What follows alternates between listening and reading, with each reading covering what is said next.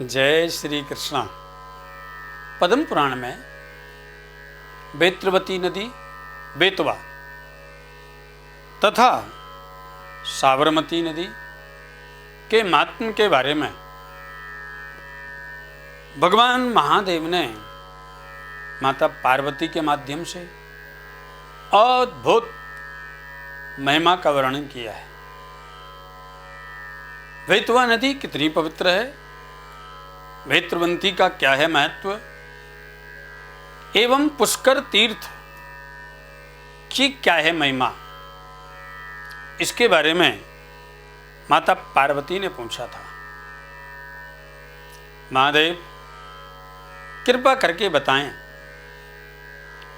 बेत्रवती नदी का क्या इस धरातल पर महत्व है। श्री साबरमती नदी कहते हैं साबरमती को। साबरमती का क्या है महत्व एवं पुष्कर तीर्थ की क्या है महिमा। तब महादेव ने कहा, देवी हे सुरेश्वरी, इस द्वीप में सबके क्लेशों का नाश करने वाला महान और पवित्र भगवान केशव जी ही तीर्थ स्वरूप में विराजते हैं। भगवान नारायण ही तीर्थ रूप में विराजते हैं। हे देवी, अब मैं तुम्हें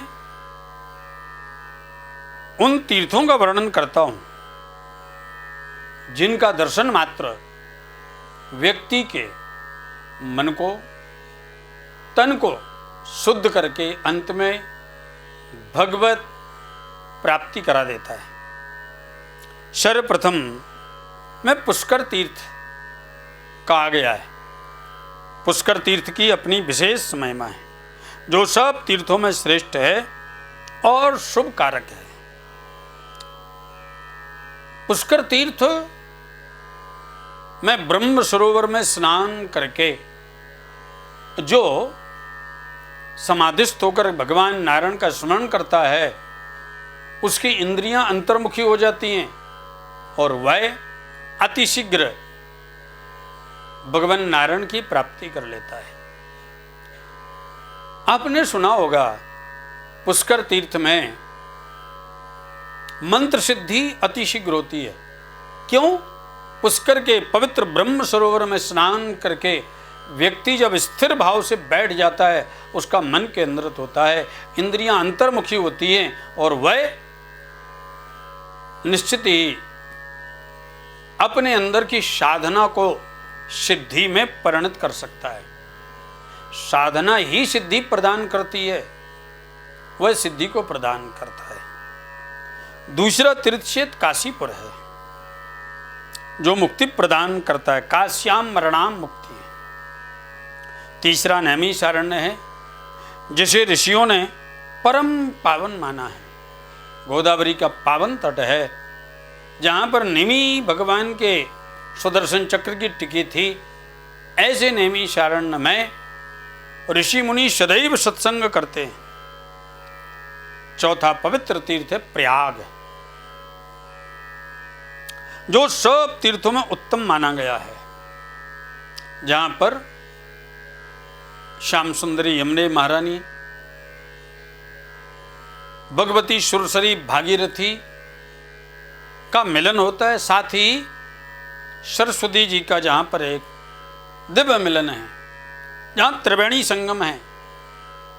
और वहाँ पर व्यक्ति जब स्नान करता है, भजन करता है, तो भूत, वर्तमान और भविष्य तीनों बंधनों से मुक्त हो जाता है। उसका कर्म बंधन समाप्त हो जाता है।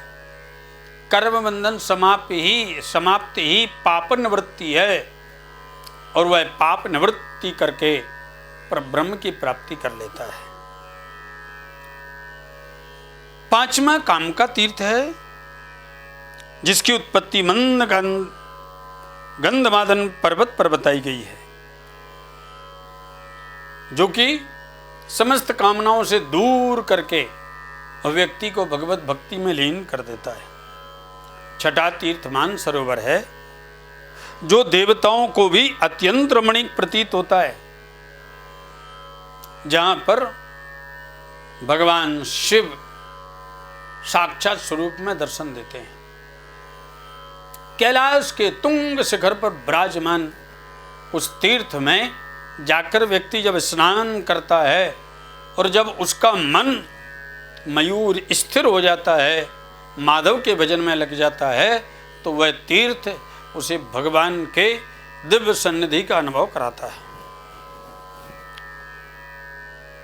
सातवां विशाल काय तीर्थ है, जिसकी स्थिति कल्याणमयी अंबर पर्वत पर बताई गई है। आठवां गौतम तीर्थ, जिसकी स्थापना पूर्व काल में मंदराचल पर्वत पर हुई थी। नौवां मदोत्कट तीर्थ, 10वां रथ चैत्रक तीर्थ, 11वां कानकुब्ज तीर्थ, जहाँ पर भगवान वामन विराज रहे हैं। 12वां यमलच तीर्थ, इसके बाद कुब्जामृक, विश्वेश्वर, गिरिकर्ण, केदार गतिदायक तीर्थ है। हिमालय के पृष्ठभाग में वाह्य तीर्थ, गोकर्ण में गोपक, हिमालय पर स्थानेश्वर, बिल्वक में बिल्वपत्रक, श्रीशैल में माधव तीर्थ, भद्रेश्वर में भद्र तीर्थ, वाराय क्षेत्र में विजय तीर्थ, वैष्णोगिरी पर्वत पर वैष्णव तीर्थ है, तथा रुद्रकोट में रुद्र तीर्थ, कालांजर पर्वत पर पितृ तीर्थ, कंपिल में काम्पिल तीर्थ, मुकुट में कर्णोटक तीर्थ, गंडकी में शालग्रामोद्भव तीर्थ, नर्मदा में शिव तीर्थ, माया में विश्वरूप तीर्थ, उपलाक्ष में सहस्राक्ष तीर्थ, रेवतक पर्वत पर जात तीर्थ, गया में पितृ तीर्थ और विष्णु पादोद्भव तीर्थ, विपाशा व्यास में विपाप तीर्थ, पुंड्रवर्धन में पाटल, सुपार्श में नारायण, त्रिकूट में विष्णु मंदिर, विपुल में विपुल, मंद्रा, मलयाचल में कल्याण, कोटि तीर्थ में कौरव, मंदगांधन में सुगंध, कान कुंजाक्ष में त्रिसंध, गंगद्वार में हरिप्रिया, विंध्य प्रदेश में श्रीशैल, वज्रकाश्रम में शुभ सारस्वत तीर्थ, कालिंदी में काल रूप, सहस्राचल पर्वत पर शाह्यग्र एवं चंद्र प्रदेश में चंद्र तीर्थ है। महाकाल में महेश्वर तीर्थ, विंध्य पर्वत पर कंदरा तीर्थ, अभयत और अमृत तीर्थ, मंडप में विश्वरूप तीर्थ, ईश्वरपुर में स्वाहा तीर्थ, प्रचांड में बैगलेश्वर तीर्थ, अमरकंटक में चंडी तीर्थ, प्रभास में सोमेश्वर तीर्थ, सरस्वती में पारावत तट पर देवमात्र तीर्थ, महापद्म में महामलय तीर्थ, पयोषणी में पिपलेश्वर तीर्थ, सिंहका में सौरभ तीर्थ में रवि तीर्थ, कर्तका क्षेत्र में कार्तिक तीर्थ, शंकरगिरी पर्वत पर शंकर तीर्थ, सुभाद्र में सुभद्र के संगम पर दिव्य उत्पल तीर्थ, विष्णु पर्वत पर गणपति तीर्थ, जालंधर में विश्वमुख तीर्थ, तार एवं विष्णु पर्वत पर तारक तीर्थ, देवदारुवन में पौंड्रक तीर्थ, काश्मीर मंडप में पौष्क तीर्थ, हिमालय पर भौम, हिम,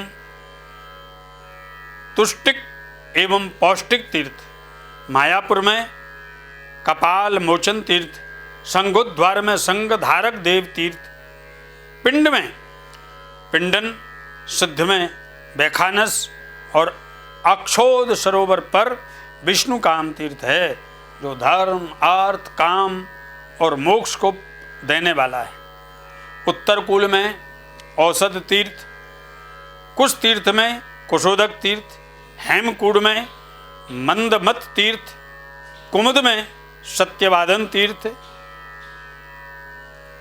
बंदर नती में आसमक तीर्थ, विंध्य प्रदेश में वैमात्रक तीर्थ, चित्त में ब्रह्म तीर्थ, जो सब तीर्थों में पावन माना गया है। हे देवी, इन सब तीर्थों में उत्तम तीर्थ का वर्णन सुनो। भगवान विष्णु के नाभि के समान समता करने वाला जो तीर्थ हुआ है, ऐसा तीर्थ और कभी ना होगा। भगवान केशव की कृपा से उसका नाम लेने मात्र से ब्रह्मत्या, सुवर्णस्ते, बालघाती, गोहत्यारा आदि अनेकों पाप करने वाला पापी भी इस कलकाल में पवित्र हो जाता है। कलयुग में द्वारकापुरी परम रमणीक है, वहाँ के देवता भगवान श्री कृष्ण परम धन्य हैं। जो मनुष्य वहाँ जाकर उनका दर्शन करते हैं, वहाँ अविचल भक्ति प्राप्ति होती है। हे महादेवी, ऐसे परम धन्य देवता विश्वेश्वर प्रभु भगवान नारायण का जो निरंतर चिंतन करता रहता है, इस प्रकार वहाँ अनेक तीर्थ नामोल्लिखित किया है। जो इनका जप करता है अथवा उन्हें सुनता है, सुनाता है, वह सब पापों से मुक्त हो जाता है। जो इन तीर्थों में स्नान करके पापहारी भगवान नारायण का दर्शन करता है, वह सब पापों से मुक्त हो जाता है, भगवान विष्णु के सनातन धाम को जाता है। जगन्नाथपुरी महान तीर्थ है, वह सब लोगों को पवित्र करने वाली मानी गई है। जो श्रेष्ठ मानव वहाँ की यात्रा करते हैं, वह परम गति को प्राप्त करते हैं। जो श्राद्ध कर्म में इन परम पावन तीर्थों का नाम सुनता है, वह इन सब लोकों के सुख को भोगकर अंत में विष्णु लोक को चला जाता है। गौदान, श्राद्ध दान, देव पूजा के समय नित्य प्रतिदिन जो विद्वान इसका पाठ करता है, वह परब्रह्म को प्राप्त कर लेता है। तथा पुष्कर जो तीर्थ है, वह व्यक्ति के पुण्य को वर्धन करने वाला है, पाप को मोचन करने वाला है। देवी, इन सभी तीर्थों का स्मरण करने मात्र से जीव पाप से मुक्त होकर के और आनंद का अनुभूति करता है। देवी, अब जो तुमने प्रश्न किया वेत्रवती नदी के बारे में, मैं उसके महात्म्य का वर्णन करता हूँ, सुनो। वेत्रवती नदी, इसका नाम बुंदेलखंड में बेतवा कहा जाता है। त्रि प्रकार के पुण्य को जो वर्धन करने वाली है।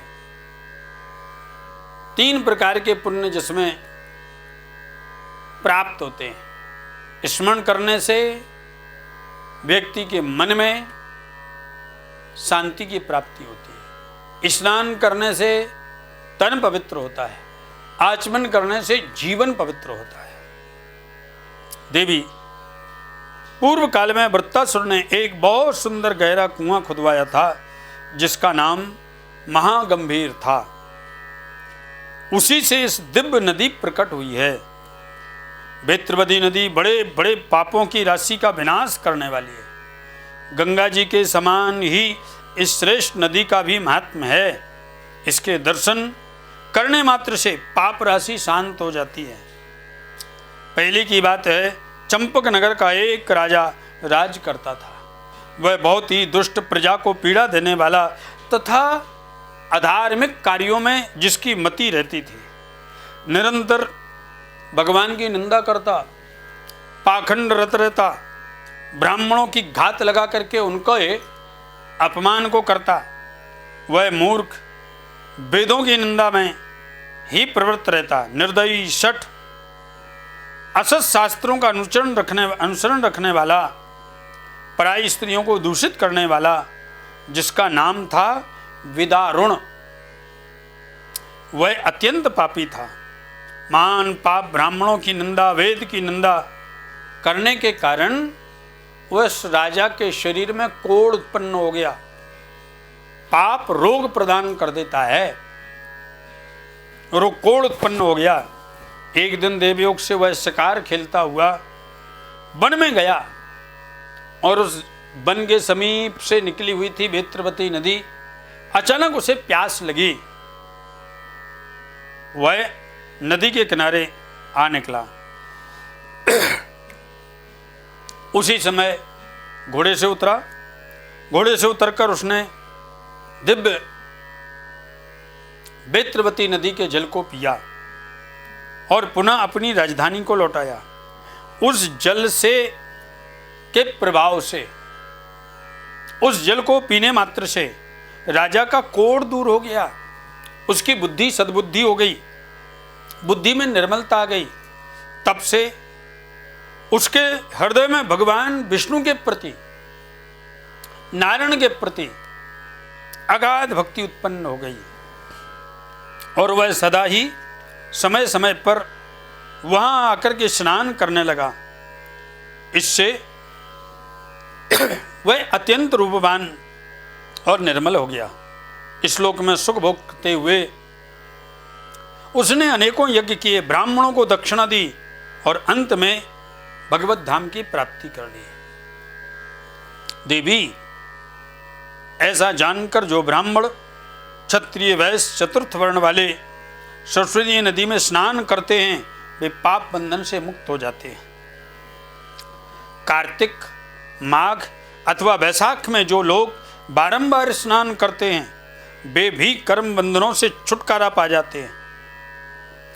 अनेक पाप करने वाला पुरुष भी यदि नदियों के संगम में स्नान करके पाप से मुक्त हो जाता है, जिस स्थान पर जिस नदी का संगम हो वहाँ स्नान करने से निश्चित ही वेत्रवती की कृपा से पाप राशि से मुक्त होकर वह आनंद का अनुभव करते हुए भगवत प्राप्ति करता है। वेत्रवती नदी का नित्य स्मरण करने मात्र से भी व्यक्ति पाप मुक्त होता है। अब मैं तुमको सुब्रमती नदी के महात्म को श्रवण कराता हूँ। देवी, इसमें स्नान करने वाला मनुष्य अनेक पाप राशि से मुक्त हो जाता है। खेटक खेड़ा नामक दिव्य नगर पर एक अद्भुत स्थान, जहां पर धरातल पर स्वर्ग के समान है, वहां पर बहुत से ब्राह्मणों ने अनेक प्रकार के योगों का साधन किया है। वहां स्नान और भोजन करने से मनुष्य का पुनर्जन्म नहीं होता, पुनर्जन्म न विद्यते।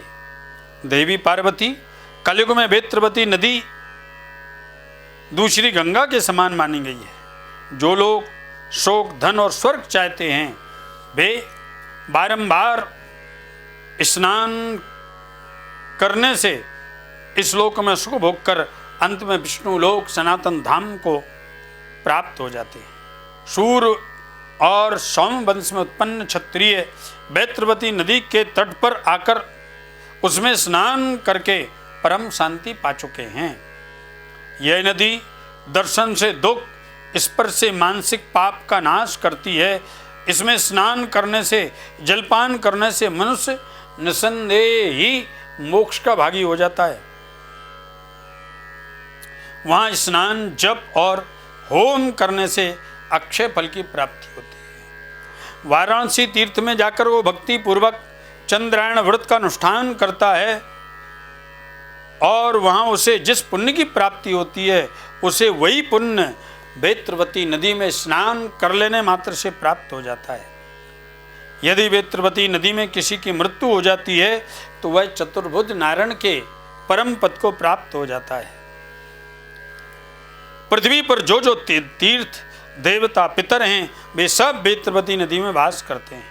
हे देवेश्वरी, मैं भगवान नारायण, ब्रह्मा, देवता तथा महर्षियों में ये सब के सब वेत्रवती नदी में विराजमान रहते हैं।